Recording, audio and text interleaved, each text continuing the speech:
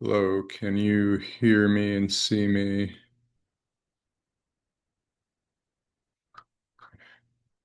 It looked like he was there for a minute and then disappeared. I see you, I don't hear you yet.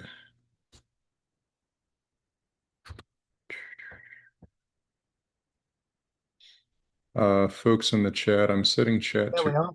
yeah, now I hear you. Um, Folks in the chat, I'm setting chat to everyone. If you're going to use chat, for example, to ask a question or anything like that, just set chat to everyone. Otherwise, only I'll see it. Well, hello, how are you? I just want to shift that out the way. And that. Okay. Well, how are you doing, Dr. Newton? Okay, this end. Sorry, I was awaiting your signal, but Oh, nothing there's happened. no So I went out and came back in again. Okay, there's no signal per se. Just usually we start off fairly simply. I would just like to introduce to those of my patrons boarders gathered here, Dr. Sam Newton, who has Hello. worked extensively and published extensively on Sutton Hoo, uh, famous archaeological site from Anglo-Saxon England and its relationship to Old English literature. Um, so I'm a Scandinavianist. I know of Sutton Hoo on the edges, right? What would you want me to know most fundamentally about the Sutton Hoo archaeological site? What should make Uh, me want to know more? uh, it's one of the first of the big ship burials.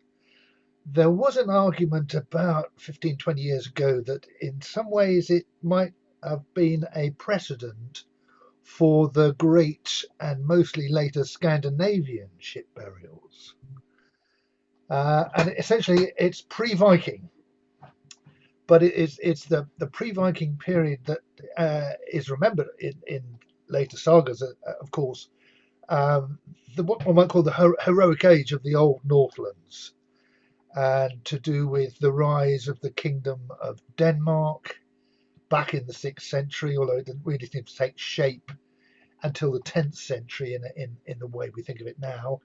And of course, also the Kingdom of Sweden, the origins of the early kings of Sweden, and indeed the kings of Norway, which of course you will know from the wonderful great compendium of Norse king sagas that Snorri Sturluson wrote in the early 13th century. The first of which is the Inglings, the Inglinger saga, based on an even older poem, the Inglinger Tal, which is an absolutely wonderful genre. We have hints of it in of that kind of genealogical poetry in Old English, not least in Beowulf, of course, which is where it gets very exciting in the background of Sutton Hoo, that we can see the mostly lost but not beyond retrieving genealogical poetry that links some of the early English kingdoms to some of the early kingdoms of the Danes and the Swedes that we have charted not just in Beowulf, but identifiably recognizable names that also in the later Icelandic forms occur in the Norse sagas on that age. Hmm. So there's a great hinterland that hasn't really been explored. It's largely been dominated by archaeologists. The early generations of archaeologists were proper scholars. We're very fortunate to have the late great Rupert Bruce Mitford, who was as much an archaeologist as an art historian, to write the first great reports on the discoveries at Sutton Hoo, which are all a bit delayed because we discovered late in, well, mid to late 1939, which was a difficult time for Western Europe. But as the publications and the reports and research was completed in the course of the 1970s, 1980s, the true wonder of the treasure, which has taken everybody by surprise and has completely inverted the view that most people still have that this was the Dark Ages. And when you link the quality of the treasures to the quality of poetry like Beowulf, we're really looking back at a golden age. And And that's tangible in so many ways. And please correct me if I'm wrong. I believe that very often when we discuss Sutton Hoo, we're really talking about Sutton Hoo 1, one particular burial there, and that there are many burials at Yes, the site. Is that right? that is right. Can I show you an aerial view just to Sure. illustrate that point? I'll make sure you Put me can do on that. share. Yep, you should be able to do that now. Okay, good man. And also location. We want to start with location as I assume I can't see any of my audience, but I assume we're looking at a worldwide base here. So what better than Google Earth, and what a wonderful resource that is. Sure. And We're oh, you can't, I we're haven't shared it yet. Hold on. we're about half North American, half Scandinavian, UK is probably about right, Okay. Oh well, that's a fair spread. with some Germany and Netherlands and everywhere else thrown in Oh there well, too. some of you may well know more than I do on the subject and the various. I mean, you need to look at Sutton Hoo in an interdisciplinary perspective. It touches on so much. Um, so that's the location there in southeast England. What was the let's get this right.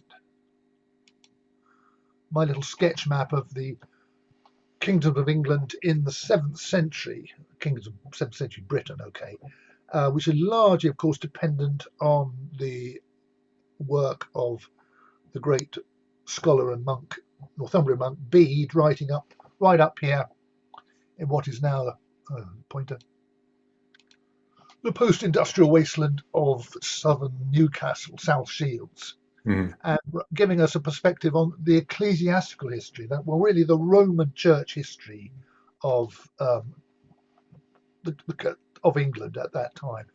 But he doesn't mention Sutton, but he mentions several of the kings who belonged and queens who belong and princesses who belonged to the family that as almost certainly must have been responsible for it. It's their culture that's reflected in the artworks, the technical and artistic wonders of Sutton Hoo. And so, zooming on the East Anglian Kingdom, you can see that, or rather, the kingdom of the Eastern Angles. All of the early kingdoms are named after peoples rather than geography.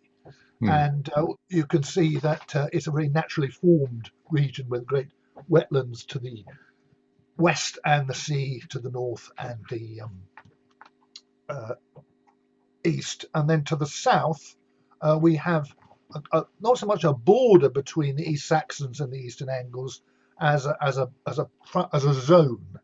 Late Roman, North Essex, South Suffolk. Once the market at Camalodunum, Colchester, starts to go out of business, uh, long before the what's usually taken as the official end of the Roman Empire in imperial rule in Britain, the year 410, which is actually rather an arbitrary date, stemming from a rather historians rather exaggerated emphasis on the third sack of Rome by Alaric and his Goths in August of 410. So it's certainly late 4th, early 5th century, but 410, I don't really like to repeat it too much and make it sound like a fact. You might as well say the Romans left Britain at 10 past 4 on a wet Tuesday afternoon, Right, a right. bit like today up here. um, and so you've got really a border zone now defined by the River Stour here, which becomes the later on the defined border between the two counties. But Eastern Angles up here, and you can see on the right there, my map based on the Domesday Book and the work of other great scholars, mapping the way that local government was later organised at the time of 1086, whereby all of the parishes were grouped into territories known as hundreds, and sometimes hundreds form larger groups, and that's what you've got here. And in the case of Sutton Hoo, right down here, marked SH on the map there, it's part of a grouping of hundreds, collectively known as the Wicklow, named after the meeting place by a mound or Hull, and just up the river from Rendlesham, which we now archaeologically corroborated what we knew already, the great um, royal township, the Kingston of the Eastern Angles, just upriver itself from Sutton Hoo. And also we've got the great early spiritual power stations of the first bishopric at the Roman fort at Walton, at Felixstowe, Bishop Felix left his name behind there. And the very important early Benedictine monastery of St. Botolph, which is a very big name indeed. Lots of dedications in medieval England and abroad. And of course, the town of Boston in America is named, follows Boston, Lincolnshire. Botolph Stone. It's a very potent name indeed. But anyway, it's all happening down here. And as we zoom in to that, I've done another little, sorry, that sketch map. Yeah, that is your Wicklow territory. It's the heart of the Wuffing kingdom, with all those important places it contained within it. And you can see Sutton Hoo located just up, so a little way up, where the estuary of the great River Deben, and you can see the lighter blue marking the extent of the estuary at high tide before the enclosing building of river walls and the reclaiming of land. So it's overlooking the river and deliberately sited. And here's a nice aerial view from the Riverside Trust just across the river here. It's deliberately sited, you can see, to look just slightly over the river and up the river. We're looking more or less, northwest here. And yes, you've got a group of barrows here. Let's have a look at a clearer one. Group of barrows, that's one of the earliest aerial views of Sutton Hoo that we've got from 1983. And you can see an old road going through the heart of the site, heading up as the original road to the ferry across the estuary there. And also marks archaeologically preserved the diggings of defences from 1940, with the great worry about the potential German invasion and the use of Guider-borne forces, the building of great ditches across open land to deny convenient landing grounds to the German Guider-borne forces, who'd been so devastatingly affected earlier in 1940, of course. But so ignore them, that's quite modern. In fact, you can see aerial photography. It's the older stuff looking really rounded and eroded. The newer stuff looks much more sharply defended, and you get defined, and you get that a lot in the modern LiDAR views of landscape as well. But yes, you're right. You've got effectively a group of barrows, which before these were excavated were assumed to be Iron Age or Bronze Age, or perhaps even Neolithic, as most barrows tend to be.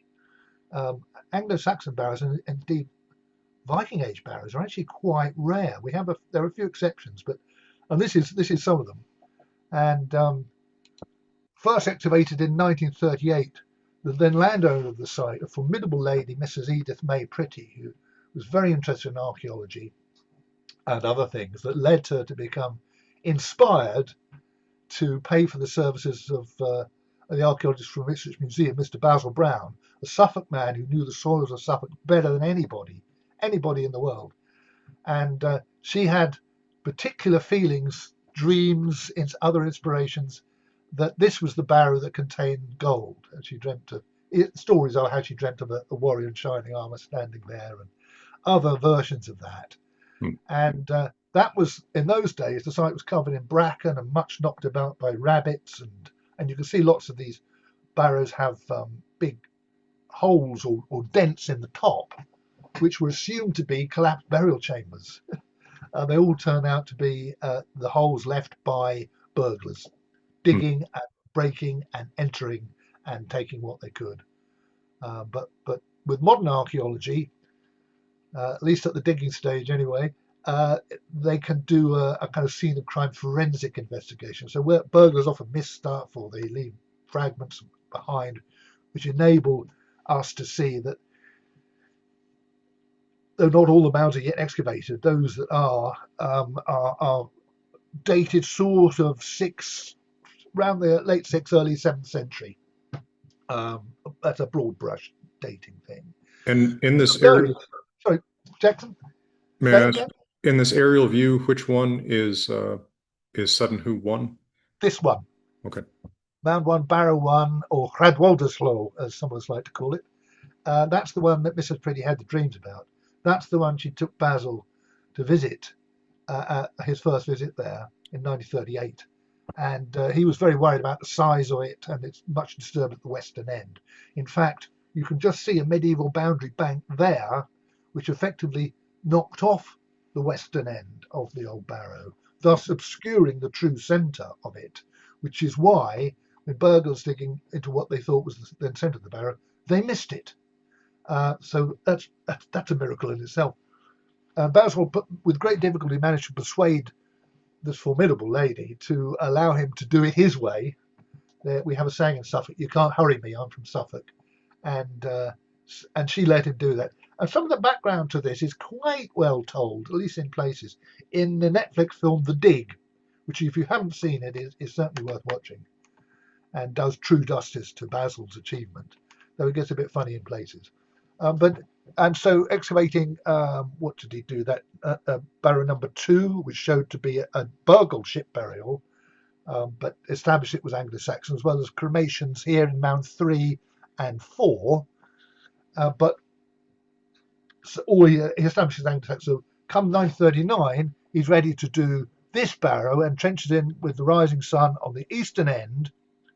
And there it is, one snowy morning a few years back.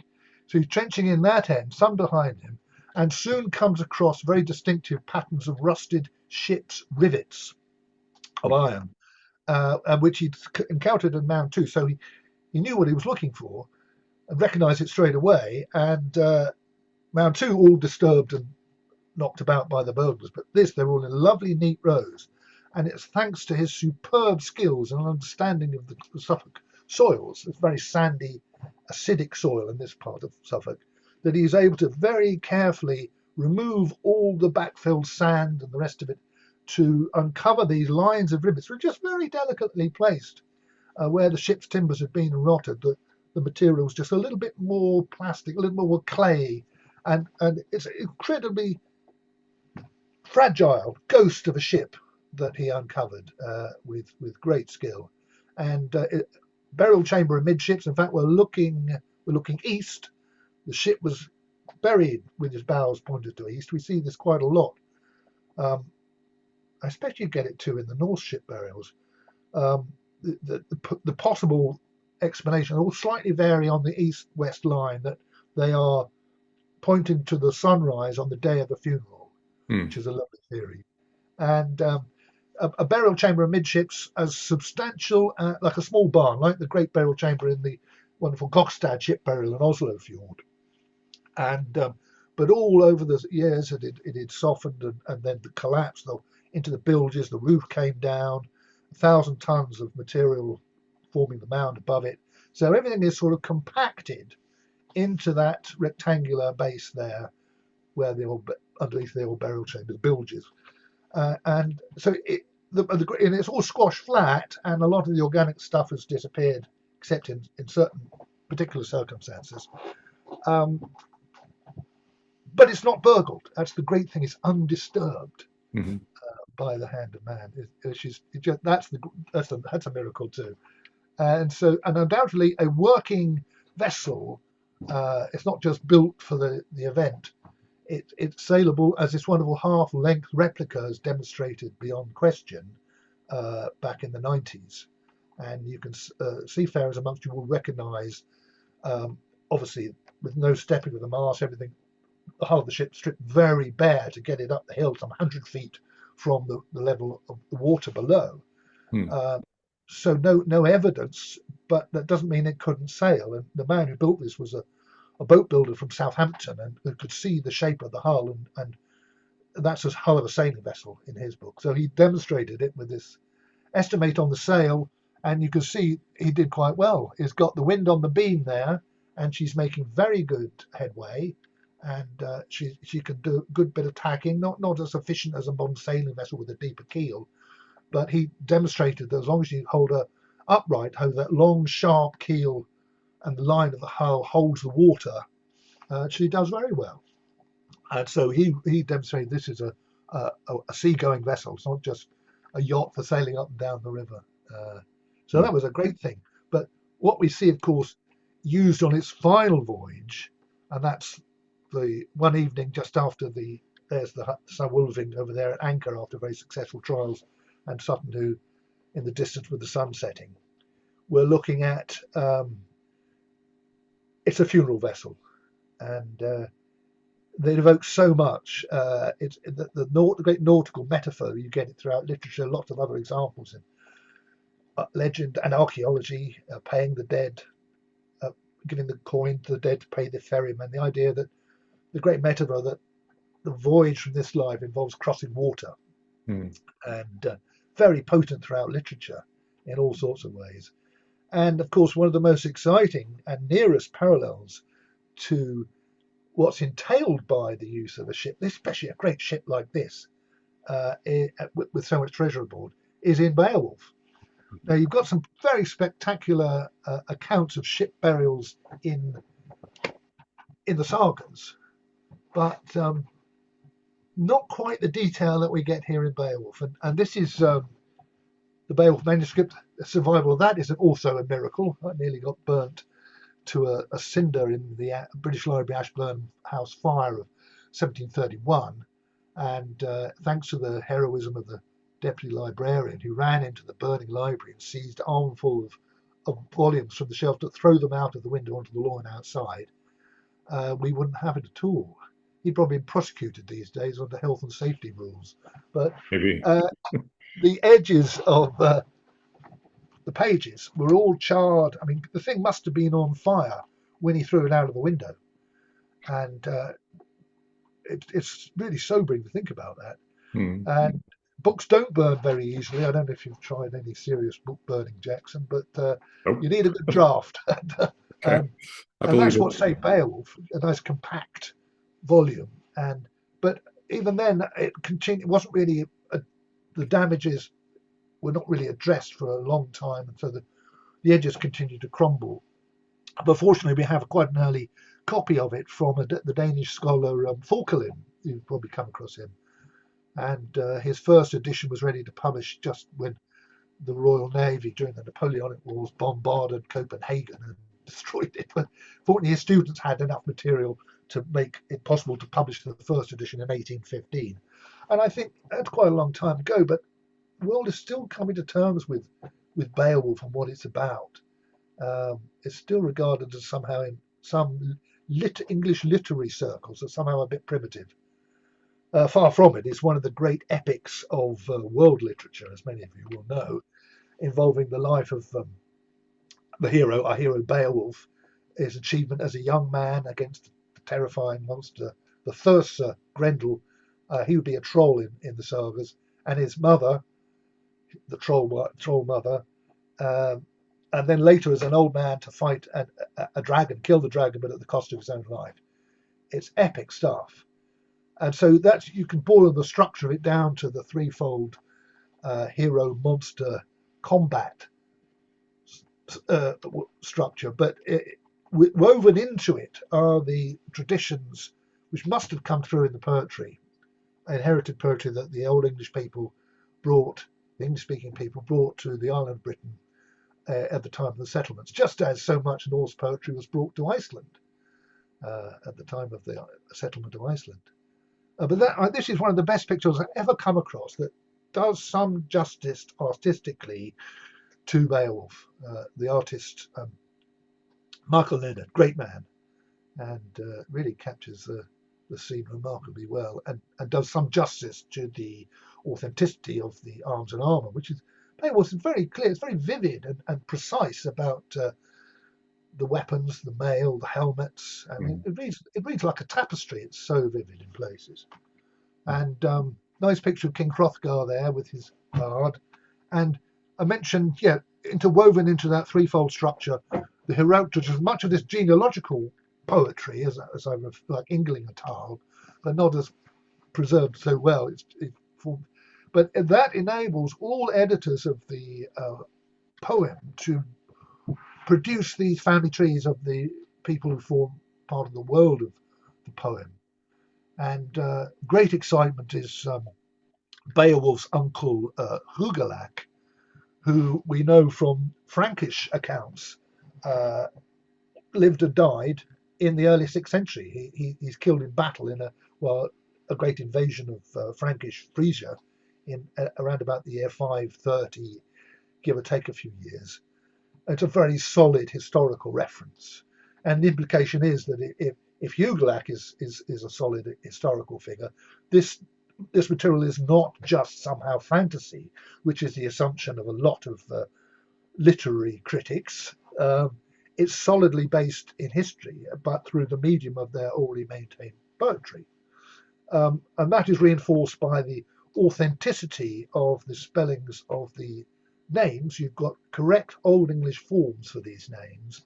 And I put in brackets next to several of them their Icelandic Norse equivalents, Mm. who are mentioned in several, not least the great Hrolfsaga Kraka. Mm. And that's Hrolf the nephew of great King Hrothgar. He's the one that builds the great Golden Hall of the Heart. And that's when we get into the historical horizon there. And I've just added in a few little. I mean, when it comes to Hrolf, you can't ignore the story of his incestuous birth. Mm. Um, and that a lovely old woodcut by Christian Kroch, one of those early illustrated editions of Heimskringla from Norway. That's when Ursa, her mother Olaf, tells Ursa that she's married her father. Hence the body language there. But that's a legendary thing you get in the sagas much more explicitly.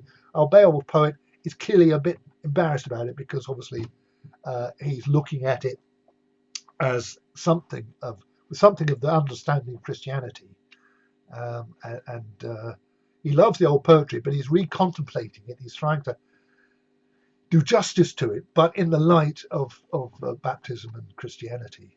Mm. It's a wonderful. Um, Tolkien's word was fusion.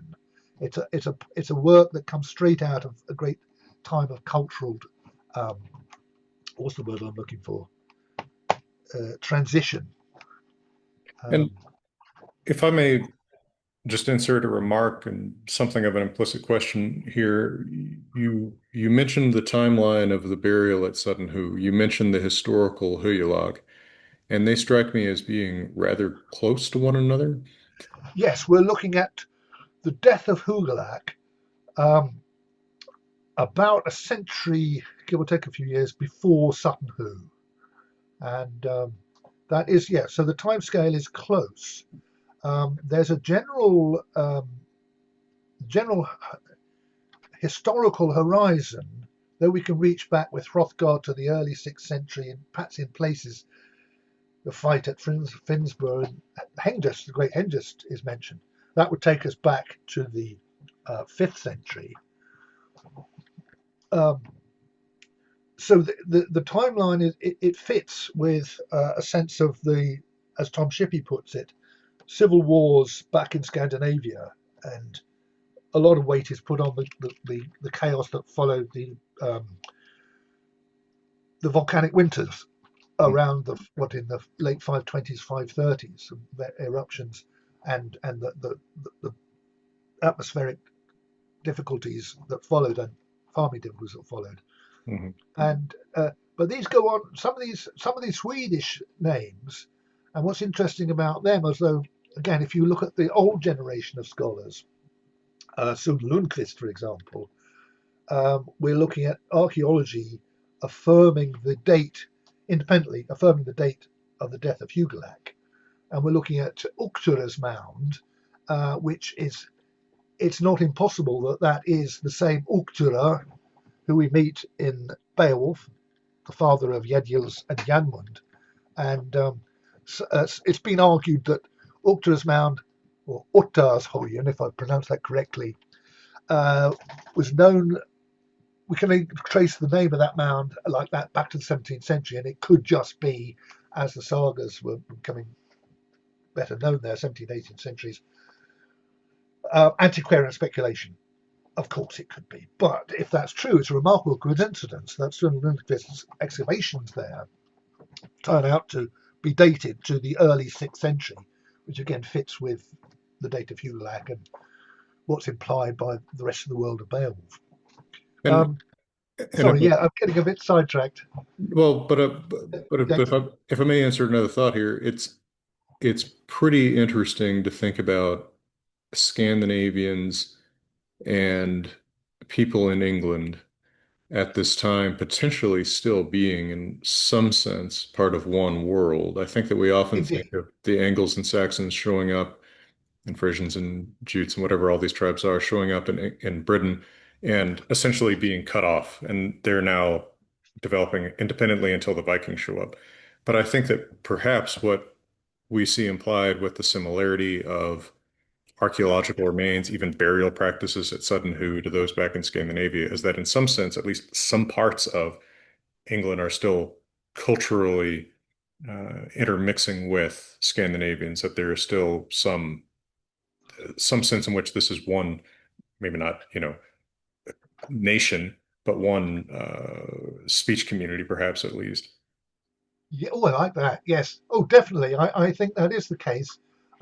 Bede has dominated the agenda so much, and people have tended to read him at face value, ignoring his strong bias and his what I call the rhetorical device of withering silence. He writes so well, he gives the impression that what he doesn't mention isn't worth knowing anyway. Uh-huh. But clearly, there's much more to it. I mean, the idea that you've got three groups of peoples is, of course, the stuff of legend, everything happening in batches of three. He does later on in his great narrative refer to other peoples that took part in it, including Danes.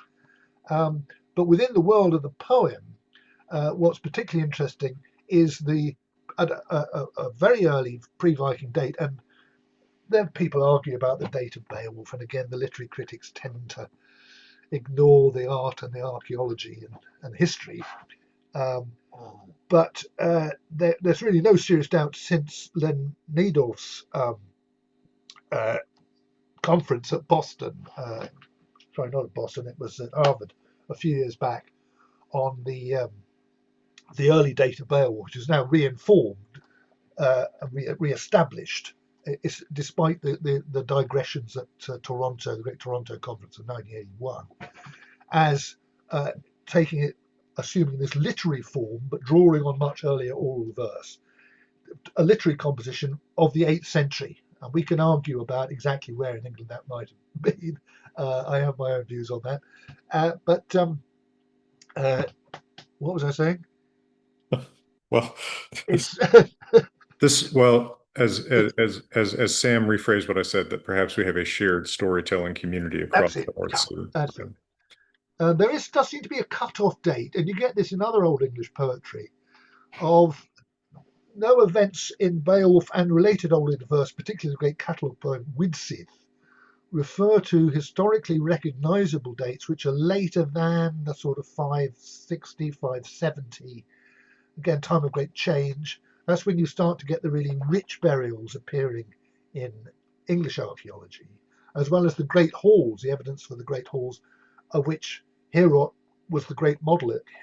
Tolkien called it the Camelot of the Northlands. I think it's a very good analogy.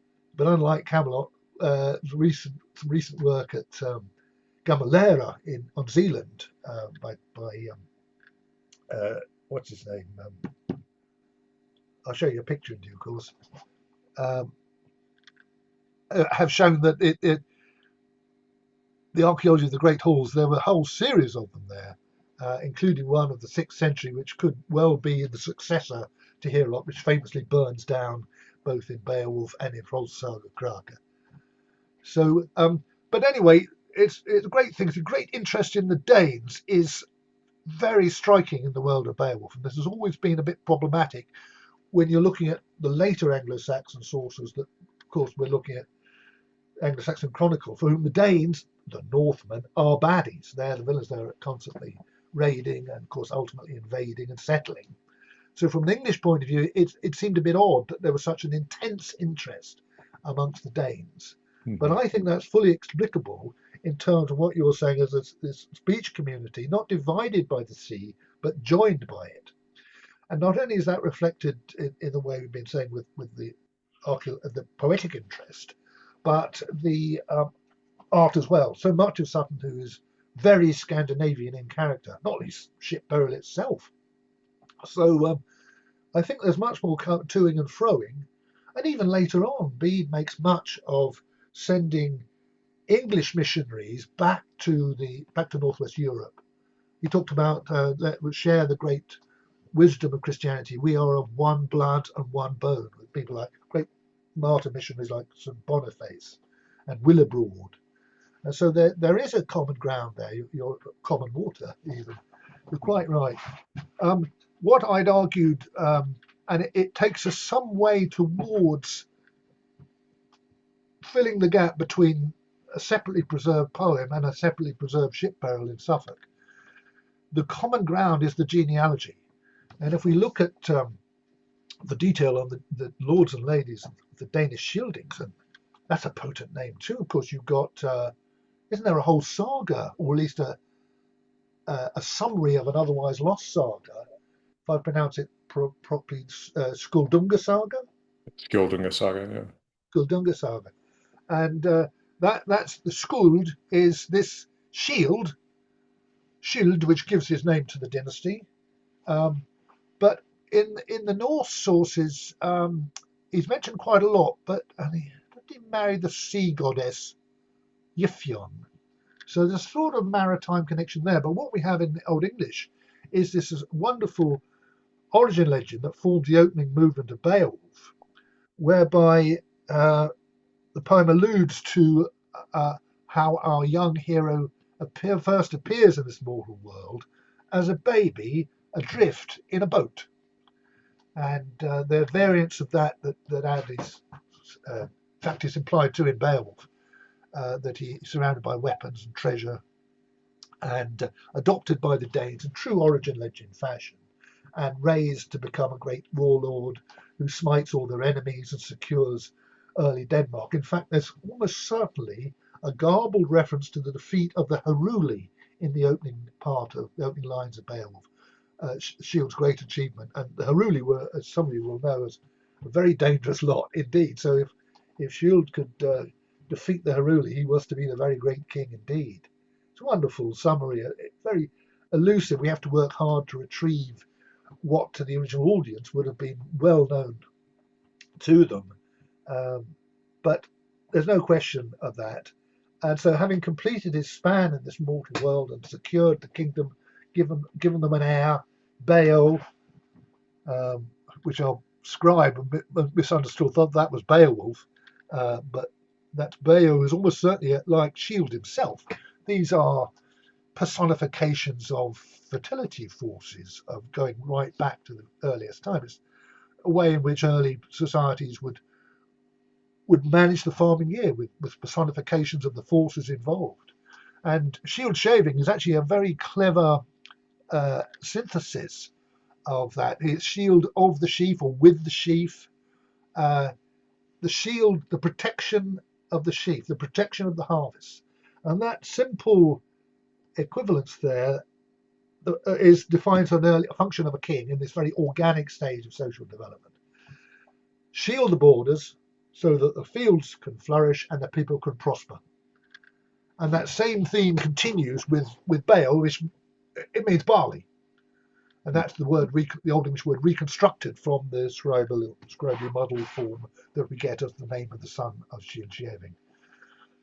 It's kind of John Barleycorn figure, but seen as a dynastic ancestor. And this is probably drawing on fertility legends and narratives going right back to the beginning of farming in the Neolithic period. And I say we go to Halfdene, we get to what one might call the historic horizon of the poem, and we're introduced to his four bands, Harogar, Hrothgar, and Halga.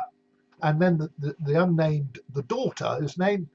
Now, there's some argument, was that an innocent scribal muddling, or was it somehow deliberate?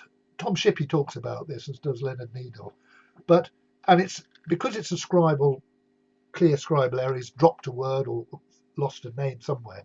But we know that she was the queen of the Swedish king Onela, just to go back to Onela, a slightly difficult name, who seems to be the one identified in sagas as Ali, who's the great battle on the frozen ice of Lake Vänern, I think it was, the Vättern. And this is alluded to in the historical background later in the poem.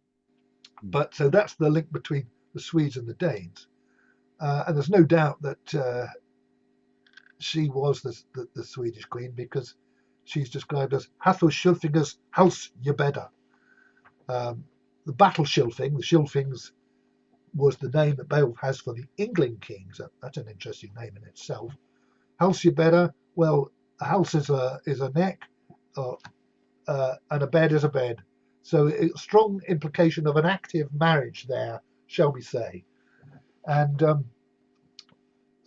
but it's Hrothgar. That's how we're introduced through this genealogical sequence to the main protagonist of the first two-thirds of the poem. Hrothgar, who builds a great hall, and is the one that is celebrated with a great, beautiful creation song. And it's the sound of the singing that upsets the local troll, the Thurser from the fens, Grendel. And that begins the 12 years of terror from the terrible Grendel, the implacable Grendel. Really one of the most scary monsters in all of English literature. And Uh, and so that triggers, it's very clever the way our poet coordinates heroic traditions with the fantasy stuff of the monsters.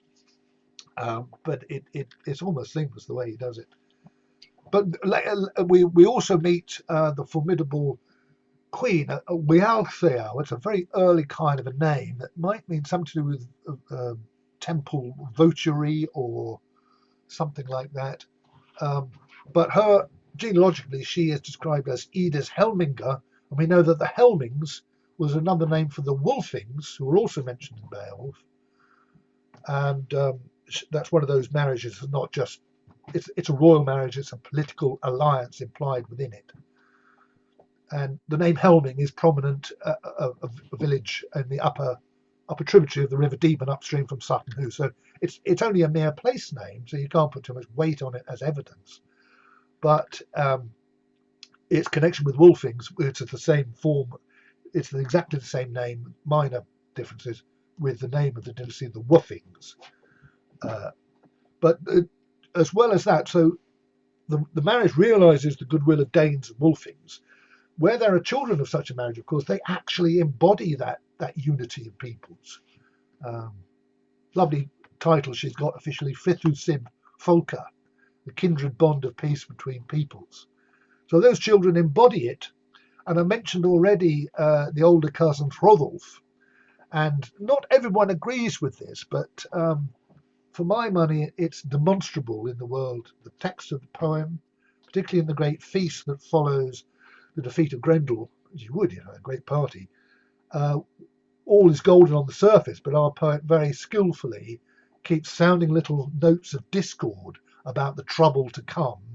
And the Lady Wealhtheow has a great speech to her husband when she indirectly addresses her nephew, who they have fostered since he was 8 years old, according to Ynglinga Saga, after Helga had died. And he's the older cousin who she clearly sees as something of a threat to her own boys and the alliance with her people that her marriage realizes. And again, it depends on some very carefully handling of Old Norse material. There's the Bjarkamal, which only exists in fragments or in the Latin version of Sancta Grammaticus. But for my money, her fears seem to come true, and that in the course of, after the death of Hrothgar, Hrothulf does seem to be responsible for the death of Hrethric, but of Hrothmund we know not. But one possibility is that he went into exile, as Tom Shippey put it. He was part of the loser group in these dynastic strife situations.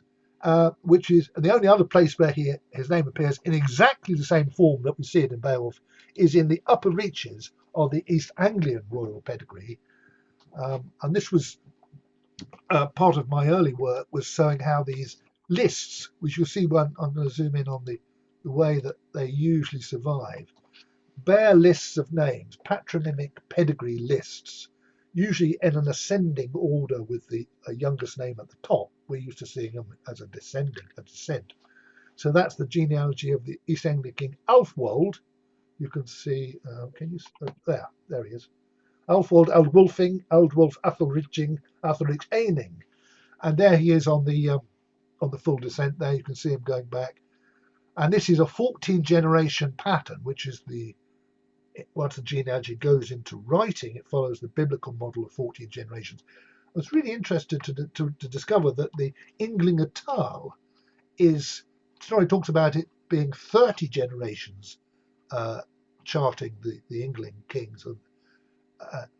But it's actually 28 because two of the names in the 30 generation list that Snorri gives are brothers. So it's 28, two blocks of 14, and that's the form we have, and it makes sense when you see it that way. So some of those names are not necessarily, what have I done here?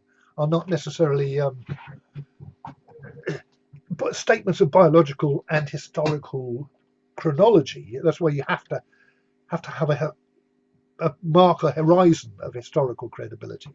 And with a lot of these English ones, and this is just one example of many, they all go back to Woden. You can see Woden, the ultimate ancestor there. This version's already acquired a few extras beyond that, but ultimately it was a 14th generation from, in this case, from Alfoil back to Woden, Orthin.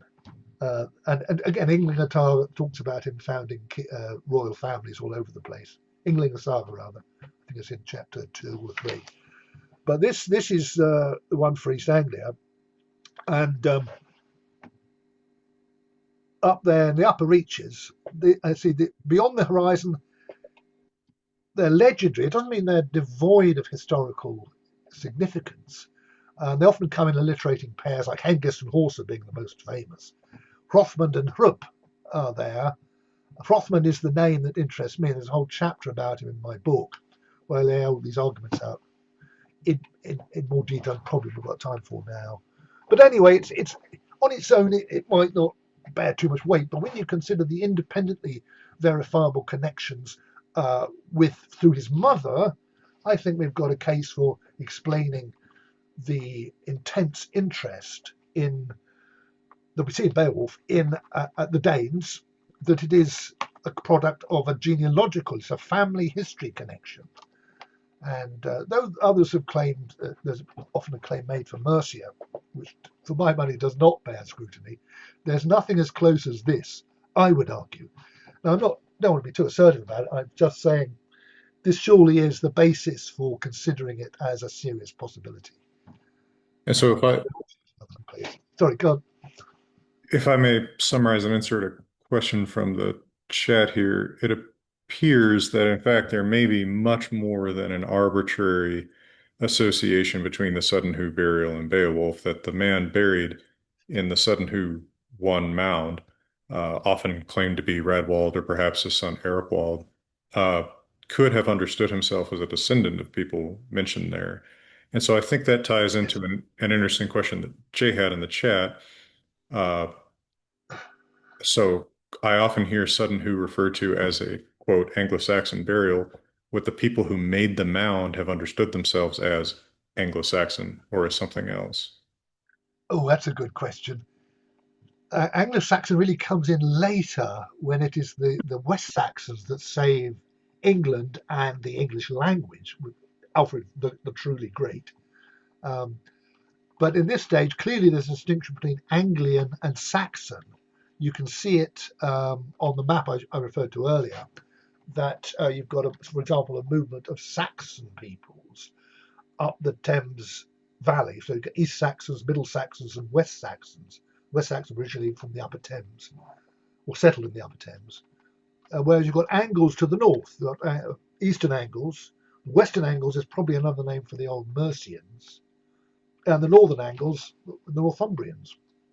And so that's a good question. They're certainly speaking English. All these names are English forms. And Bede himself, of course, is English by birth, and that's his mother tongue. But yes, you mentioned Radwald. He is the most likely candidate by far for the great ship burial. Though chronologically, you could say it could be Amy, it could be one of his sons, even within. I mean, how do we date Sutton Hoo? I'll come to that in a minute. It's the coins, but I suppose we need to keep our options open. But once you study the history of King Radwald, especially reading between the lines of what Bede doesn't tell us, it's quite clear that Radwald was a very great king indeed, and I would say he is actually the first king of England, the first king to hold the imperium over the whole of Britain, at least up to as far as the Picts, having defeated the great overlord of the north, Athelfrith, and by sheltering his guest Edwin against his threats. And that what we see at Sutton Hoo, what makes it so far beyond anything comparable, is that this was a very great king with all sorts of international, indeed intercontinental connections. Yorkwold only ruled a couple of years and was murdered, assassinated in the context of some sort of civil strife within the family. And Sigebert was abdicated to become a monk. It's hardly the burial of a monk, the great Sutton Hoo ship burial. Hmm. And so there's really no other serious contender on the present evidence. But anyway, sorry, that's just a footnote to what you said earlier. But there's Uh, no vernacular script in this burial, am I right? I believe there are two spoons with Greek script that are from oh, yes, yeah. Constantinople, but We ought to look. I see Julie's asking to. Uh, we've got lots of questions. Julie asked to see some of the artifacts. And so yes, shall we have a brief look on board, and then and by the so way, that ship, I was going to ask earlier when you were showing a picture of the impression of it in the soil, was it upside down or was it right side up? um, the the ship is right side up. Okay. It was clearly brought up the hill. So I thought I had a more detailed map of how they got it up there. It's 100 feet. It's a steep hill to bring it. I thought this will do. Sorry, it's a bit bright that one. So there's the River Deben there on the left, Okay. and the likely route is following. That's the river wall that it's. So the original river bank was about here. You've actually got a couple of little gullies that take you pretty close to the bottom of the hill, and then it's more or less straight up a fairly gradual slope to the different. That's Mound One. Yes, Mound Two had a ship. Now, because the whole thing was so disturbed and scattered, we don't know quite if it was the right way up. I mean, you get fishermen using old boats as roofs of fishermen's huts in a lot of maritime communities, which makes a lot of sense. But I've never known a ship burial that's actually upside down. There's a couple. This one also is unusual that it had the burial chamber is underneath the ship. You see it marked in a little black rectangle. Mhm. And there's, I think all the Norse ones have the burial chamber amidships, as you would expect. The one exception that I know of is the burial at Hatherbull, just outside the old Danish trading city there, where you've got a burial chamber underneath the ship. Um, and I think that's what we've got at Mound 2 there. So yeah, it's the right way up, and you've got quite a mixture of burials there, as you can see. Mhm. Just ship burials, cremations, and regular inhumations without ships. Are all of those from the same cultural period or are some of those earlier? Yeah, yeah, that dating bracket of late sixth, early to the first third of the 6th century. Uh, After that, with increasing establishment of Christianity, you've got, for example, Radwald's nephew. Where's he gone? Radwald's nephew Anna, which is a nickname for as a king Anna, Orna in West Saxon. He has lots of children. And he himself is buried in a minster in North Suffolk, a place called Blythburgh, very ancient territory again there, and lots of children, including Athelfrith, which is mangled by Latin scribes into Atheldreda, and she's founding abbess of Ely in following her two marriages, and also Queen of Northumbria at one time. So you get this a lot in the 7th century, where a whole generation, especially the women, become abbesses and later venerated as saints. And that, I think that's reflecting something of the, uh, again, rather subtle blending of the intrinsic sanctity of royal blood descended from the gods, uh, and the establishment of the new Christian view, and especially the importance of genealogy, Hmm. which I've sort of hinted at here, is originally maintained by the poetry, hence the alliterative pairings or alliterative triad there, Wilhelm as a Wolfhelm, Weha and Woofer, with the coming of the technology of the book. Um, it's that blend of the two, and that's the context, of course, which produces great epics like Beowulf. We've got still a very rich oral tradition interacting with a newly established book technology and wider book learning. I say wider, it's just on a different medium. Um, isn't that exactly the same alchemy that you have in Iceland after the establishment, I say it's after the coming of Christianity, with that remarkable decision taken at the All Thing in the year 1000? Well, and I think in any one of these cultures, uh, we living in a period of instant transmission of information and a period in which people can spend a lot of their leisure time contemplating said information, don't think about just how slowly new cultural modes percolate, right? There's a long transitional period where people Yeah, are yeah, going to be in a transitional zone. And it's not because they aren't perhaps sincerely or fully converted. It takes a long time to sort of adapt to new ways of doing things. indeed, indeed. Yes, good. Anyway, let's just have a quick look on board, shall we? There's so much to tell you. I'm going to have to. So there, yeah, there we are. Oh, I didn't round off. Just one final point about the Beowulf connection. I said the opening movement culminates with a great account, poetic account of a royal ship funeral, which reads so much like the events entailed by the archaeology of ship burial at Sutton Hoo. And it includes a deliberate reference to his legendary beginnings when it compares the treasure on the funeral ship. It says, in no way was it, there were less gifts and Theodiestriona, folk treasures, than had been given to him at the beginning by those who sent him alone as a baby, alone over the waves. And this is a clear reference to it mirroring the ship funeral, mirrors the legendary advent. It brings to life the legendary origins. And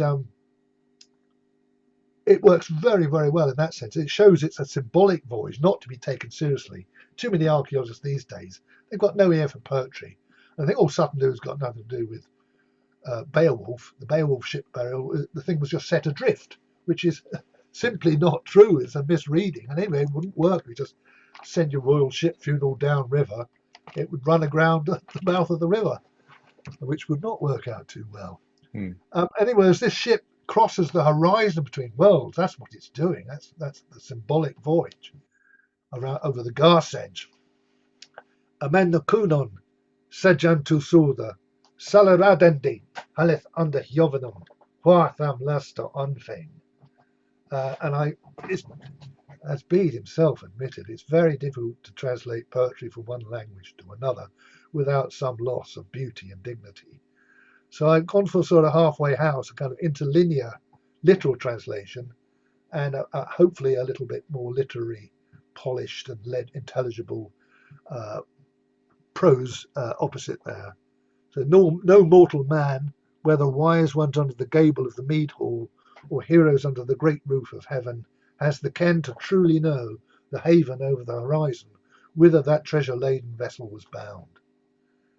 And as been pointed out, but not least the great American scholar Edward B. Irving Jr., no mortal man can know truly because it had passed beyond all mortal cognition. And very powerful words indeed. And indeed, for my money, along with other hints in the poem about the mourners and this passage. It reads like a retelling of an authentic funeral rite, which is what you were suggesting earlier, Jackson, that it echoes in the poetry, and it's beautifully resurfaced and reused here in Beowulf. And also, in more literary terms, it anticipates one of the greatest ship funerals of all in English literature, the burial of Arthur. Of course, that moving idea of him wounded, mortally wounded, taken away in a boat by the Queen of the Elves, Argenta. It's most beautifully retold in the less well-known early English version by Layerman, his Historia Brittona. And so it anticipates great things. And just as with Arthur, his leaving leaves open the possibility of his return, so too with shield shaving, I would argue. Mm. Anyway, if we dive down to those bilges there, we see straight away on what would have been on the right-hand side of the body, they can't absolutely sure that everything is settled evenly when it collapsed, the deck collapsed into the bilges. But you can clearly see a sword. There's the pommel, there's a blade a bit twisted. There's also some of the silver feasting equipment that would have been above his right shoulder. The body is sort of laid there, and you can see a pair of shoulder clasps, which he must have been wearing as he lay in state.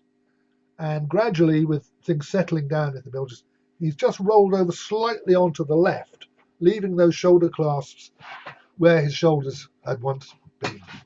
And it's no problem at all, archaeologically speaking, that a body, the organic remains of a body and his clothing can completely disappear in this very acidic sand. Even the teeth, that's not at all unusual. And especially where you would have a disturbance with the collapsing of the deck and the roof coming in.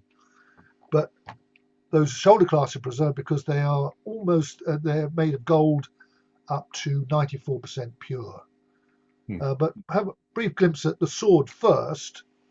No, let's look at the shoulder clasps, that's right. And so there they are in the soil. You can see, even in black and white, something of their quality. Mm-hmm. When taken out and presented, the lovely pictures from the trustees of the British Museum here, with their inventory numbers that Rupert Bruce Mitford worked out. And he points out most of this information is based on those big biblical reports, especially volume 2, on the treasures themselves. And so, yeah, it's up to 95% pure, which is right off the scale, with inlays, cloisonnes of mostly garnets. You've got 514 garnet, blue and Millefiori glass on the left, and on this one you've got 498. You haven't got time to plot the difference here, but you can see a number of slight differences pretty much straight away. For example, there you've got gold on the corners there, but on this one you've got garnet inlays. And cloisonne works. It's based. Well, let's have a look. I've got a bit more detail on that. How does it work? Those are Yeah, look beautiful. at I that. mean, the attention to detail in creating something like that is incredible. What size are these? These are about 4 inches across. They're like big epaulets across each shoulder, Okay. and you can see the curve in them there. They're clearly intended to open and close in the midsection. They're locked by this big animal-headed pin linked to the body of one half by that gold chain. They haven't changed much over the years. Let's go back to that more detailed one. That will do. And the curve across the shoulder there, the big loops at the back. What I've got there. What's that? That's two together. Big loops at the back. Sorry, just go back to that other one. As if they're intended to be laced, woven into some sort of garment. And the obvious possibility is it's a coat of mail. And there was a coat of mail found at the fold neatly at the foot of the body space. And It is argued, however, that these loops are not deep enough to go into the between the rings of the male. But I think maybe they will have some sort of leather padding there, or different ways. I don't think to rule out male. Other possibilities include some sort of surcoat, perhaps quilted linen, which linen is kind of, when properly woven together, kind of organic Kevlar. Um, Either way, they're clearly part of the defensive body armor, and that would be open and close at the shoulders, so easy to put on over the head. Mhm. Um, and a bit like used to make pullovers with the open and close like that. Uh, and In that sense, it fits very well with the extraordinary. I mean, the quality. It goes close up here. You can see the beautiful panels, carpet pattern panels, incidentally, which we find reuse. Yeah, in that pattern. Yeah, the carpet pattern of the middle is exactly the same as this pattern from the. That's from the Lindisfarne Gospel. Sorry, I didn't label that properly. That is one of the carpet pages that open the Gospel of St. Mark. And this one example is found in all sorts of other ways, as art historian George Henderson has demonstrated, that the new medium of the 7th century, the illuminated Gospel book, is taking designs from all sorts of sources. Of course, most famously, the synthesis of the Irish and the Anglo-Saxon, if we can call it that at that time, and the Roman, and to form these beautiful patterns. But one of the sources is that metalwork, designs that originally we find in metalwork, are just transposed into illuminated gospel vellum. Um, but beyond that, yes, the detail to actually achieve this technically and make it look so effortless is the mark of a master workshop. Mhm. Garnets are very, very hard and also quite dark. Notice how they've used, you can just see the light catching. It look like brake lights, but that is produced by a gold foil underlay that is embossed like waffle pattern, very, very fine. So that with the slightest of movements, it sparkles and flashes, and it gives a sense of a kind of infinite depth, like very high quality metallic paintwork. Mhm. And if you're ever in the British Museum and get a chance to see the originals on display there, it's worth taking a little torch or flash or use the light on your mobile phone to play with the angles of the light to get that wonderful sparkle effect. And so these sort of rather irregular rhomboid patterns, as Rupert Bruce Mitford demonstrated long ago, are easy. Well, no, garnet's extremely hard actually. We don't know quite how they did manage to cut it to produce almost any shape they like. Garnet is a very, very hard product of metamorphic rock process. And I'll come to the sources of the garnet in a little while if we got time. Oh, doesn't time fly? But that is Um, but also, I mean, doesn't it speak to incredible wealth it at does. Yeah, incredible wealth, incredible high culture connections, high culture art, the technical and artistic wonders. Or to cut a long story short, we don't know how they did it. Hmm. Um, there have been all sorts of funny theories, but interestingly, the Old English themselves, I think, would have seen that stuff as Waylandus George, the work of Wayland, and that would explain it all. No questions asked. But to produce those sort of fairly regular shapes is one thing, especially with the attention to detail with gold foil underlays. To produce zoomorphic interlace patterns, much, much easier to do in the more malleable media of leather or wood, and make it look so effortless. As I say, that's the mark of a master workshop. Very, very difficult to achieve that, but they managed it. And then up here, you can see um, it's a very complicated, duplicated pattern. I'll show you Rupert Bruce Mitford's breakdown of the plan of how it works. It's basically an image formed from two interlocking wild boars.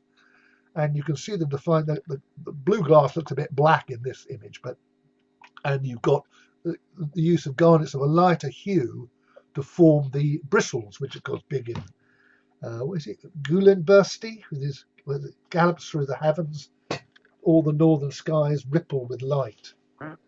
Uh, is that their way of describing the northern lights? Well, the Must be Northern magic. Lights are never. Actually, we have no documentation that the Northern Lights are definitely mentioned. I've never heard them connected to Gullinbursti, but Gullinbursti is for sure a mythical boar. But of course, we see this on the helmets too, Exactly. and men And it's are protective. hmm, It's a very potent, originally totemic, really, but always in Beowulf and in many of the sagas, the references to the protective boar emblem is very prominent. There's a passage in Beowulf where Beowulf and co first arrive in Denmark and embark, and our poet focuses on the movements of the warriors and particularly the gold flashing on their boar emblems.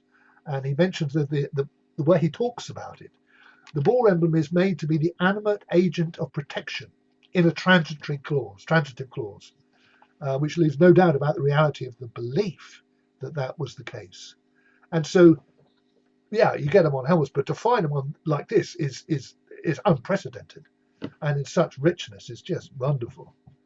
So, yeah, we could. So perhaps something like this, these kind of shapes. That's a statue of Nero, it is thought, from archaeology of Roman Suffolk. You've got those sort of links that bind together the two halves of the muscle cuirass. hmm, Uh, just the thing for chaps of a certain age, I often think. hmm. So that's just the shoulder clasps. And we've also got, yeah, I mentioned the sword. There that is. And you can see some of the pieces alongside it. And under X-ray, the rusted blade was shown to be a very, very high quality pattern welded construction, which is a very difficult process to get right. And like the quality of the gold work and the garnets, we see nothing but the highest quality of skills brought here. And that the richness of the pattern world is revealed by the patterning of the blade there. And that sword probably had a name, like all the best swords in the sagas and in Beowulf. And Uh, do I recall right that something about it implied that the user was left-handed? that's Sue Brunning's theory. Sue Brunning is currently in charge of the treasure of the British Museum. She's done some very good work, and uh, I must thank her for really widening our understanding, especially the source of the garnets. You can see the use of garnets to match the uh, decorate the hilt of the blade. Hmm. Um, uh, yeah, her theory is dependent on. Have I got that right here? That's the lower suspension mount. You can see it actually in the ground there. Again, that gold garnet. You can see the details there. Gold up to 83% pure. The rest largely silver. 156 garnets. But to cut a long story short, based on Rupert Bruce Mitford's work of reassembling all these mounts from the way they ended up in the bilges, and so he put together that sketch. I mean, I've just enhanced it with some of the actual pictures, the actual finds. Um, Sue argued that the pommel was worn on one side, and that she, I didn't quite follow her argument, but her argument was because of the wear on one side of the pommel more than the other, that he probably wore it on the right, which meant he was left-handed, and the fact it's found on the right in of the body space in the ship burial. But it's possible, but we can't. That could mean that he played his lyre like Jimi Hendrix left-handed. But I don't. It is, yeah, it's a possibility you can't rule out. But look at the quality of this. It's not just the magnificent blade; it's enhanced with this beautiful golden garnet fittings. Hmm. Uh, in all sorts of ways, it is astounding. Not least this little pair of buttons which secure the top of the scabbard to the sword belt. And there's a lower suspension mount there, which we had a brief glimpse at, and that's the one you saw just now in the ground. I just go back to that. There it is blown up. So that's the level of the sword belt, just under an inch across and about just over 2 inches alongside. And you've got a hinge underneath the mushroom garnet there, and then you've got even on the inside of the working of the hinge, tiny garnet inlays. I've Wow. never seen a hinge that is decorated like that before. and there's a sense that they are delighting in their skills. They Hmm. can't, everywhere they can pack them in, they're putting the garnets. Hmm. Absolutely astonishing. And so, yeah, there, you can see it there as well. But you probably wouldn't notice that unless you look closely. But those buttons, oh, I must look at the buttons. They are absolutely, they're probably the most beautiful buttons ever made. Um, Dimensions just under an inch in diameter, one slightly bigger than the other, and up to 89% gold, and inset with 105 garnets, each underlain with light catching gold foils. Uh, and the garnets, again, beautifully cut and yet fitting perfectly into their gold cells. Think of a kind of honeycomb of gold forming a button shot, and the Hmm. tops of the honeycomb cells filled with these garnets. As just the most, as George Henderson, the great art historian, amongst the finest cloisonné jewels in existence. And notice also the use, the geometry is perfect, and my pictures here aren't quite so perfect, but they hopefully give you a sense of the use of the lighter hued garnets to form the cruciform patterns across the dome faces of the buttons. In other words, you've got a pair of what we would now call Celtic crosses. Hmm. And you mentioned the silver spoons with the inscriptions there in Greek. One says Paulos, the other says Saulos. Uh, I think that's pretty much widely accepted now, implying that uh, the king who lay in state here was baptized at some point in his life. And in fact, the implication of that is not that the king had a kind of road to Damascus, or in his case, road to Canterbury uh, vision, but that he was an adult when baptized. And that's exactly what we know about King Radwold. In other words, the religious character of the burial, which looks ostentatiously traditional in style, is itself reflecting the transitional nature of culture at the time. Hmm. And of course, ship burial itself, as ship crossing the boundary between worlds, is as a metaphor in Christian literature, works perfectly well. Alfred the Great had a lovely way of putting it, and Wolf's Christ refers to the same metaphor in wonderful detail. So we get a bit caught up with the kind of hard-edged dichotomy of pagan and Christian sometimes. Uh, but on the ground at the time, clearly it was much more interesting and, if more complicated. Hmm. And Radwood himself is much condemned by Bede for his Temple of the Two Altars. Yet there's several who point out, not least the great Barbara York, that Radwold's example in this transitional age was surely much closer to the norm than the exception. We forget Bede is a very hardline Romanist and a northerner. Hmm. So that's been wonderfully enhanced by, you can see where art historically this is going, the use of this wonderful medium of gold and garnet, which itself doesn't last much longer than the second or third quarter of the 7th century, because the garnet supply dries out, as does the gold standard declines. But pretty soon you're getting clearly, much more clearly recognizable Christian cross images in the same medium. So Hmm. that's the one from West Suffolk, now in the Ashmolean Museum. That's the one from the Fen Edge at Hockwald Wilton in Suffolk, with the little chevron patterns, very much Sutton Hoo workshop style. And that's the one from Durham Cathedral, that's the Cuthbert Cross. And so you can see that the artwork is, it's not just isolated, it has there's a continuity of the medium and the form. And have I got another one there? Yeah. Oh, and then looking back, where does it come from? All roads lead to the Goths, and particularly the love of the eagle forms. You have Visigothic Badajoz in Spain. You've got the Dominano Ostrogothic ladies' brooches. Now, I think they're now in in a museum in New York.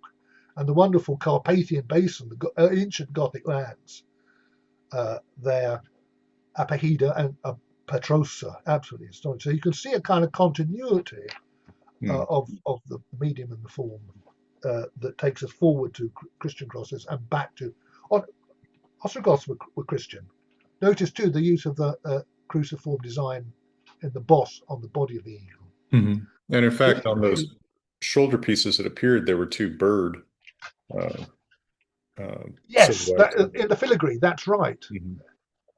There's also a connection here, um, Jackson, with isn't in the saga of Hedrick the Wise contains within it poetry which takes us back to the Goths settled in the Carpathians. There's a reference to the Carpathian Mountains, but The in form that is implies that it's an authentic linguistic treasure descended from the Gothic halls when they were burying these gold treasures.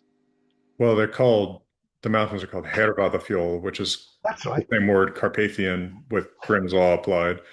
So Yeah. they they had clearly heard a name like that at some point before Grimm's law.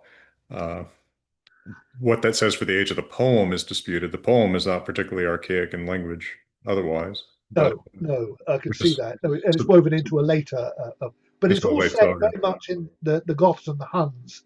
There's Hmm. something about the heroic age of the fifth, sixth, seventh centuries in this, well, not the seventh so much, that we find the same interest in Old English and Germanic poetry. They're looking back on the Gothic heroic legend as a kind of golden age.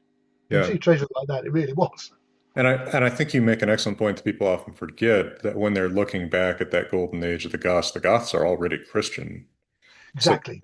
Yeah. and so they associate to some degree, it's not just that they look at the Romans past or present as some sort of higher Christian culture, but in fact the Goths are a, a more closely related, but also sort of higher culture that are on that It Christian side. absolutely and really brought to the highest level of synthesis with Theodoric the Ostrogoth, King of Rome, Hmm. and bringing out the best of Romans and Goths, which was the great ideal. But sadly, it doesn't last. You've got the Byzantine wars of the mid sixth century and the destruction of Ostrogothic Italy, and indeed the Vandal kingdom of North Africa. And I've often wondered what happened to them all with their great high culture and their treasures. Where did they all go? And it's interesting that it's around that time, just well, we mentioned 570, that you suddenly start to see these rich golden burials and halls in England. And there is some mileage in the view. I mentioned earlier, you might not have noticed it, the parallel with the name of Radwell's father, which is the perfect English form for the Greek name of, as recorded by Procopius, who's the great historian of the Gothic and Vandal wars and other events of the middle to latish 6th century. Particularly, there's a very good retelling of that by Robert Graves in his book Count Belisarius, who's the great Rommel of the Byzantine army. Um, this is one of a number of names around that historical horizon line in other early English world genealogies that are essentially Ostrogothic. And the timeline fits with that. We know Gothic, yes, Tutela was killed in battle 552, and Radwell died in 624 ish. So I'm not saying that, well, I could say that. Is he really that Tutela was the father of Radwald, who was the last of the great Ostrogothic kings? Chronologically, it just about works, but it's equally likely that Radwald's father was named after Tutela, who's a highly respected, very famous figure, respected even by his enemies. So anyway, that's another area we could follow through. But those buttons and the Ostrogothic artistic connection is itself independently, I think, significant. Hmm. And we've got some recent work on this by Sue Brunning, and the recent work in Paris analysing the chemical composition of each of the garnets. And you can see more clearly on her picture here how the use of the lighter hued garnets to form the cross pattern there, Hmm. as well as look along the edges there. We're dealing with a button about less than an inch in diameter. They've got tiny garnets around the edges that have been milled. How did they do that? Yeah. without magnifying glasses and power tools. But the point is that it shows that the crosses were formed by use of bright red garnets from Sri Lanka and Bohemia, which is now Central Czechia, set against a background of darker red garnets from India. So I mentioned, I think I've talked about the international, we talked about the international, well, intercontinental garnet connections here. So putting it in global perspective, uh, that's the far-flung reaches that we're talking about. Subrahman connects it much to the Silk Road, and there's a lot of mileage in that. But what about the skills that went with them? I mean, that's an unanswered question. Hmm. So that's just the, those little buttons there. There's a whole lot there. Other small items I must just mention include those little flat top pyramid mounts that form the terminals of the strapping, a part of the sword knot, which is a very important practical part of sword fitting. So swords are dangerous. Isn't there is it False Saga? Skofnunga. It's so dangerous that every time it's drawn, it has to draw blood. Oh, It has to take. that's the sword in Haedric's saga, Tearfinger. Ajax Saga. That's the yes. It's all about that dangerous sword, isn't it? So you've got to keep it well bound, and also perhaps a loop to form a loop around the wrist of the wielder of the sword. But there again, the technical achievements to produce these artistic wonders is Um, just breathtaking. Again, we're looking at small scale, about half an inch high and 3/4 of an inch square, gold up to 77.8% pure, and inlaid absolutely perfectly. For example, look at those prismatic shaped garnet crystals on the edges there. They actually bend the light as you would expect. Uh, uh, but technically, how do you cut these garnets? I say it's very, very hard. You actually get garnet paper as an abrasive. I don't know if I mentioned that. But they've cut and faceted those, all of them, without any difficulty at all, it appears, to fit perfectly in their gold settings. Uh, so we're looking at three-dimensional cuts at angles at a scale of what, less than a tenth of an inch? How did they do that? well, The ones we can really it's appreciate them, the ones from Savage Horde, aren't nearly as fine as these. Sorry, Jackson, I cut across you there. oh, I was just feeling astonished about it. In 2026, I wouldn't know how to do this or who to ask to do this. Right. Uh, Yeah, and I mean, the stones don't show any chipping. You don't see any areas that look flawed or imperfect. It's remarkably perfectly achieved. yeah, absolutely. There's one of the garnets there has sort of fallen into its cell. You can see. I mean, those ones along the bottom, they're barely bigger than grains of sand. Yeah. So you'll be surprised when you see the big magnification images, and then you go and see the original. It's easy to miss them because they're just so tiny. Hmm. So anyway, that's a bit more. That's the light bending. So that's a sword fit for a king. I think we'll all agree. For sure. Well, There's I had never imagined just exactly how rich the artistic skill demonstrated here was. I mean, you can read about, oh, there's stuff made out of gold and garnets and not quite realize just the immense skill involved. it speaks for itself, doesn't it? You It need to really see does. it properly. Yeah? Hmm. We have the visitor centre at the National Trust site now run by the National Trust. I remember when they set it up, I thought all you need is just simple high magnification shots and the basic physical descriptions.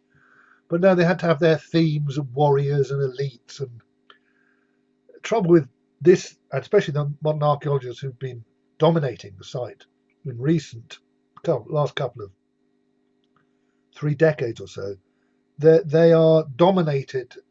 Their scholarship is perverted by politics. Basically it's too woke. And kings are seen as somehow bad things, and this is somehow propaganda for kingship. But anyway, let's not go there. Let the stuff speak for itself, I say. And I thought one last treasure to show you then, or maybe two, as found in the ship burial. at the midriff level, he'd been wearing a belt secured by this huge buckle here, and from the belt hung a great a sporran or a purse full of money. And there it is upside down. You can see some of the coins there, as well as some of the fittings from the sword belt mixed in. And that's a very famous image. It's absolutely iconic of the whole vigorous uh, art style of zoomorphic interlace, and very interesting. And the thing itself weighs, it's nearly a pound of gold up to 89% pure. What a buckle that is. And that's the sporran lid, gold up to 85% pure. And again, you've got the highest skills. In fact, you've got 1,561 inlays. And notice the use of, I hinted at them earlier with the shoulder clasp, interlace patterning. The use of cells covered in gold gives you a much more fluid design. They're technically they're lidded cells, and so it makes the interlace very highly stylized interlace patterning there. And then you come down to this level, you've actually got recognizably representative art. I mean, you saw it with the boar emblems too, but here you've got a man between wolves. I would argue they're wolves, narrow hindquarters and tails and ears, and he's clearly a dog lover. Or is it more emblematic, heraldic even, of the Wuffing name, the man between wolves?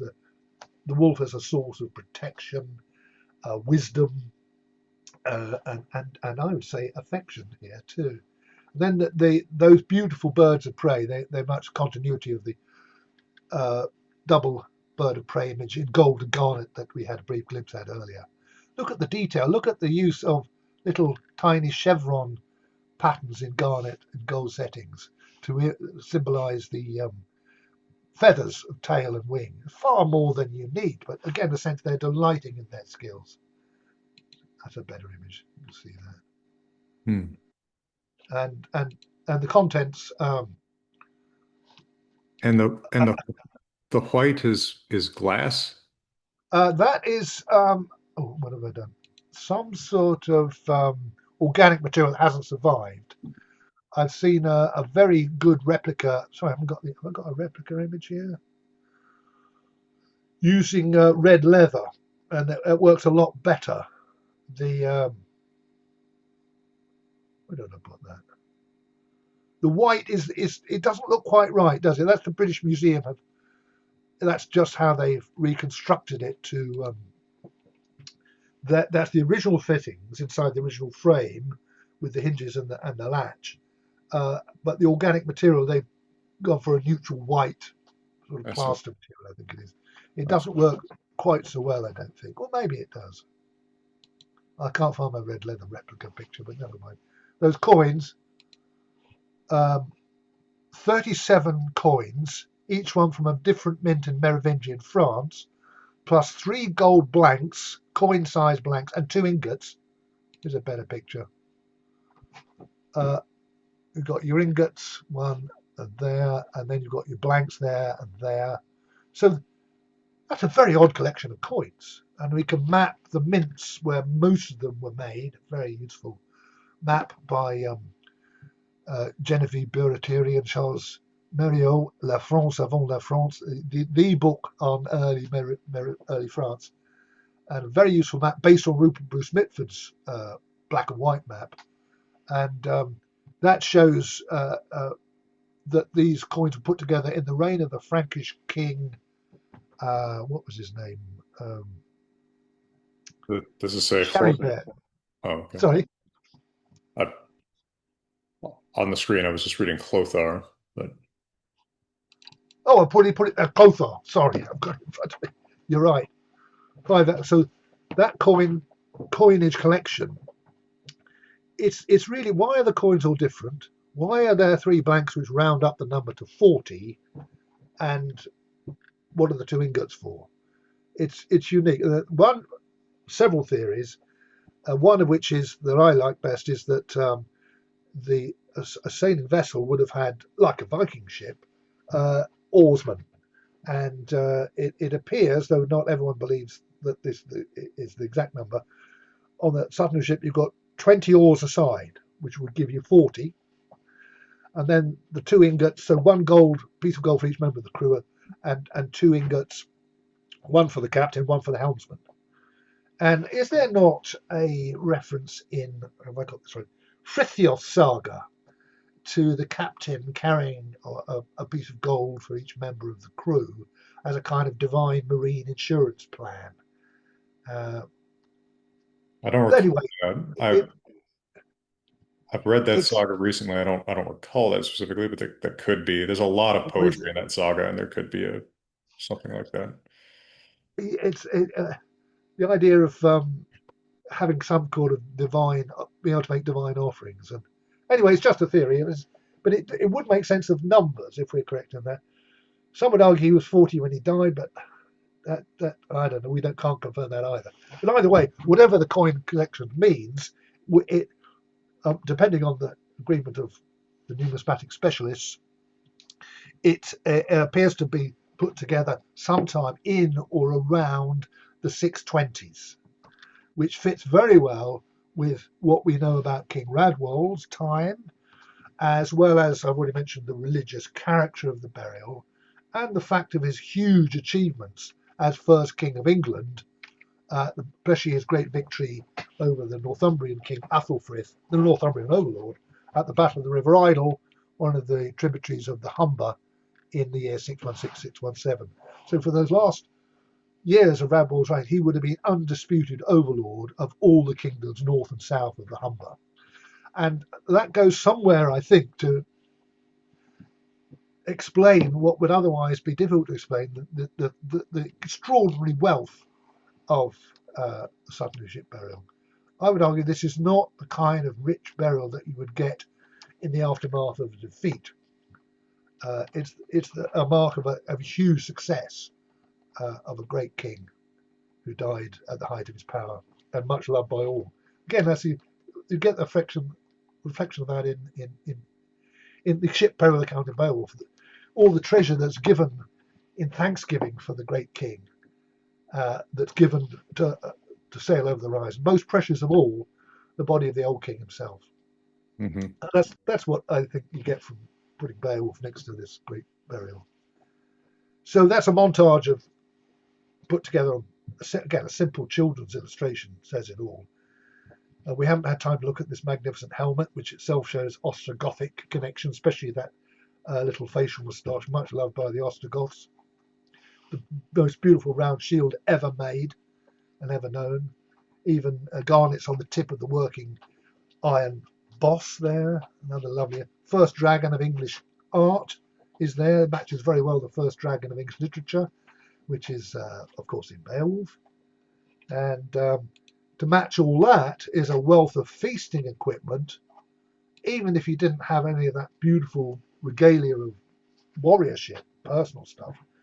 You'd still talk about this as a rich royal burial and reminiscent of the ideal of a king in so many of the king's sagas, that a king was always generous at the feasts and a bad king was always stingy at the feasts. Beautiful stuff. The great imperial silver dish there, nearly a yard across, and very fine stuff. And there the dishes, silver dishes stacked above his right shoulder. And there are those spoons you mentioned Hmm. with the inscriptions you can just see. Might even have been given to Radwald himself by Augustine, direct mission from St. Gregory. You've also got silver sandwiched between the silver dishes heaped in there. You've got preserved a wood turned, that's a replica of the wood turned cups, and that is a walnut burwood blank that's been used to turn that. So the implication of that is that even in the more everyday medium of wood turning, which is what the second old profession, you've got a careful selection of wood. Burwood is cultivated by wood turners on to form bowls on the sides where branches bifurcate. They cut them back and they keep growing out. And they cut them back again to form a really tight, knotted blank, which is what you need for a drinking vessel. Hmm. Straight grain would just dry and crack with wet and dry on inside and outside. But that's why you want the burwood. And it's walnut, which then as now is a beautiful, classy wood. So what I'm saying is, even in the everyday meter woodturn, you've got nothing but the highest quality of skills clearly evident here, Hmm. and also in the wrought ironwork as well. There's a couple of mystery objects there, like that great iron stand there, and the beautiful. It's a kind of ceremonial whetstone with a wonderful great ring on the top and a beautiful three-dimensional bronze image of a stag with a full set of royal tines. Is that something from the pre-Christian vocabulary that we just don't have a label for anymore? Um, Hmm. Various theories abound. One is that it might have been an altar stone. You get them in Old Norse, I think. They altar rings you get. Oh, Anyway, rings, yeah. I mean, whetstones get mentioned here and there, of course. they do, don't they? Yeah. Thor fights, well, the fight with Hrungnir involves him fighting an enemy armed with a whetstone. Yes. This one's so beautifully decorated. Hmm. Uh, but there's one item of feast equipment. Oh, it's at the time already that I must I, just finish with, especially as Julia's requested it. um, is over there in the corner.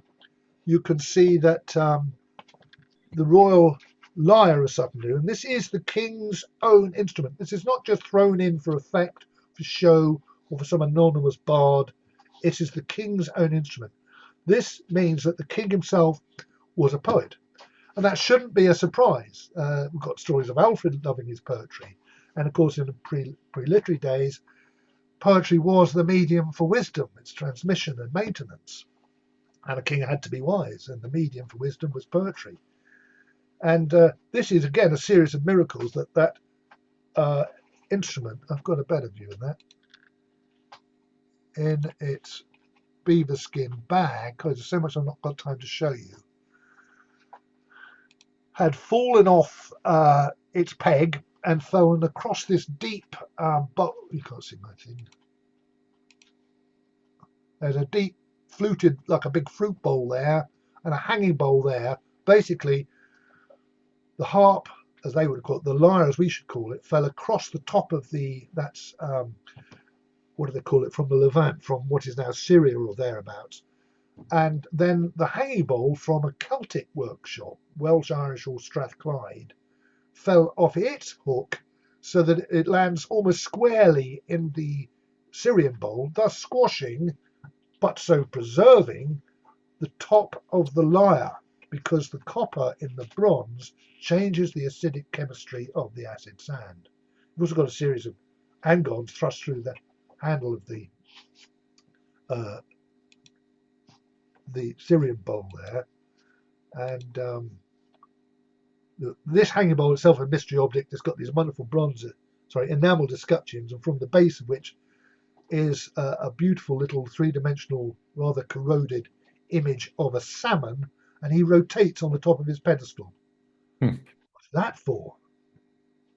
I don't know, but sometimes. One possibility is if you if the salmon had been buoyant, which it may well have been, it's a hollow tube, and traces of an iron rod in the front end, and the bowl there was light oil or something in the bowl, and that needle was magnetized, it would give you magnetic which would be very handy aboard a vessel.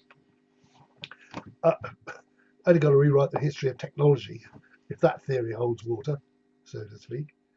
But anyway, what's interesting from the Beowulf point of view is that you have there preserved the essential musical accompaniment of the poetry. And so these are the sort of rather look like charred remains and a bit distorted one end, which led to the possibility it may have been an Irish type harp, triangular harp. But they realised the error of their ways. Again, this is thanks to the great Rupert Bruce Mitford. In volume 4, you've got the details of how they managed to reconstruct the royal lyre.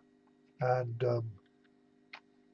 basically, you can see the use of the eagle patterns there, bird of prey patterns, in gold and garnet. It's part of the suite of matching jewellery.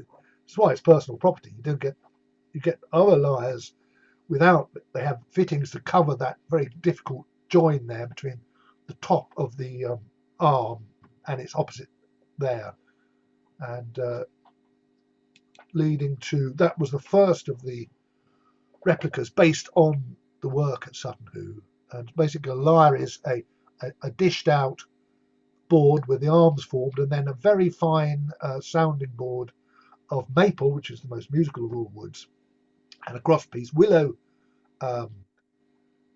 pegs, and the join between the crosspiece with the grain running that way, obviously for the strength of it, and the grain running that way in the body is covered by those little golden garnet inlays, and study of manuscripts like this famous image of King David playing the lyre. This is King David as an Old English king, and beautiful work on this by my colleague Graham Lawson, who's just published a really good book about old music. Enable them to see all sorts of details, and I can demonstrate them with my own replica here, built by a violin maker following Rupert Bruce Mitford's specifications.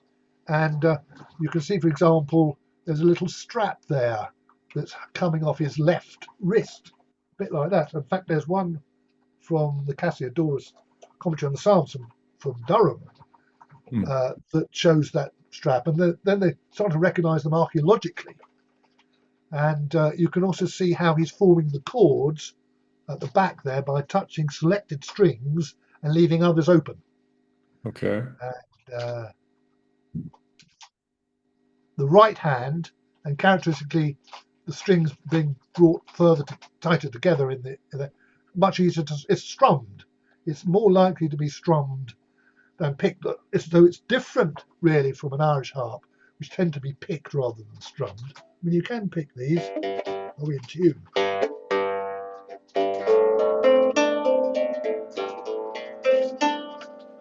Not bad. But strummed, you can form chords, and notice the manuscript retains the bird of prey image in relation to it. And that's a close-up of the replicas that I've got here. I probably can't see them too well. And of course, the question is, if the king played this, what would it have sounded like? What would he have declaimed to the accompaniment of this musical instrument? Sometimes I refer to this as the Stratocaster, or perhaps more likely the Telecaster of the 7th century. And so just playing around trying to work out how it might have sounded. 6 strings, ancestor of the guitar. We know how they were tuned. We know how they were played thanks to manuscripts like this. And we know a bit about Beowulf. And what we have is a lovely passage in Beowulf when he finally gets home after what essentially is a long weekend in Denmark, reports back to Uncle Hugelac all he's seen. He tells of this wise and generous old King Hrothgar, and in his account of the feast, he speaks of the bardic skill of Hrothgar himself. And you get this shouldn't be a surprise. There's several kings in Old Norse who can recite poetry. As Harold Hardrada, for example. But so put this all together, see what happens, and just a few lines here. So this is Beowulf's account of old King Hrothgar declaiming and playing the harp, played with a replica of the Royal Lyre of Sutton Hoo. See what it sounds like.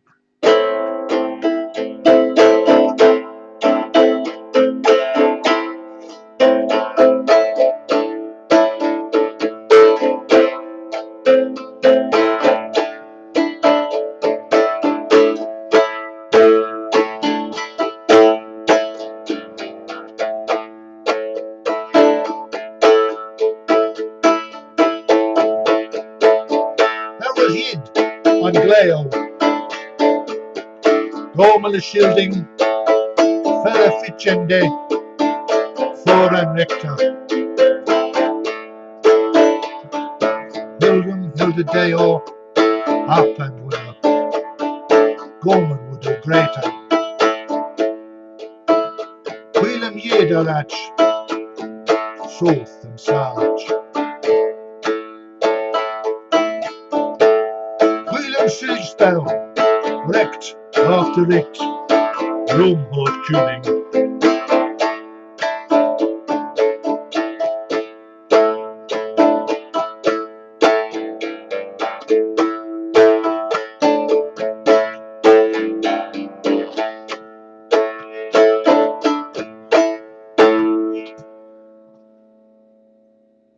Thank Sure. you very much. Well, thank you. It's very evocative. Is the tune of your own devising? Yeah, it just came together with experiments, but basically it's E and A with a bit of B thrown in, like 12 bar blues. It works. I mean, like I said, very evocative. Well, Thank you. thank you for your time. Thank you for especially these excellent photographs. And thank you, Patreon, for your support and for coming and bringing your questions and remarks. Yeah, And well, thank you. yeah, till next time. Any other? It's probably time for. It All is that right, time. sure. But I've got another minute. If there are any other questions that are outstanding, let's end slideshow. That's better. Plenty more where that came from. I was sort of on the spot editing at times, as you could probably tell.